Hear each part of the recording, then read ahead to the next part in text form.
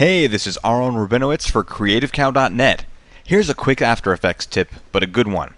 Were you ever working in After Effects and realized that your artwork needed a touch-up or a fix? It can be a bit of a pain because you first have to navigate to the file and then open it, then make your changes, then save it, and then tell After Effects to reload the file. But what you may not know is that there's an easier way.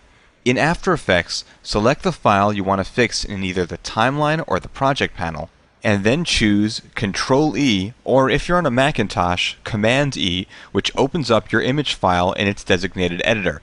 If it's an Illustrator file, that'll be Adobe Illustrator, or for Photoshop files, it'll be Adobe Photoshop. Be patient. It may take a while to open if the program is not already running. Some computers can get a little bit cranky if you keep hitting that Open Editor command. If you want to avoid that, but you're still wondering whether or not the program has started loading up, let's kick it old school, baby, and check to see if your hard drive light is blinking. At least that's how I do it.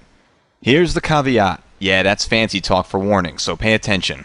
Ctrl-E opens a default editor for that format, and so while Photoshop files will open with Photoshop, other formats such as JPEG or TIFF may open other programs, and this will vary based on what your computer is set to as the designated editor for those file types. Now that can be pretty frustrating, especially if it's a program like Windows Picture Viewer, which is not good for much of anything. So it might be a good time for you to go into your operating system's preferences and tell it what file types open in what programs.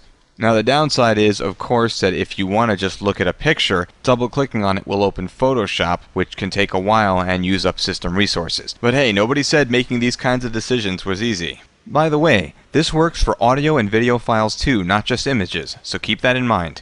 Anyway, once the file is open and you've made your changes, just click Save. If you jump back into After Effects, the file will update itself automatically. And that's another handy After Effects tip from your friendly neighborhood SpiderCow. Okay, that sounded a lot funnier in my head.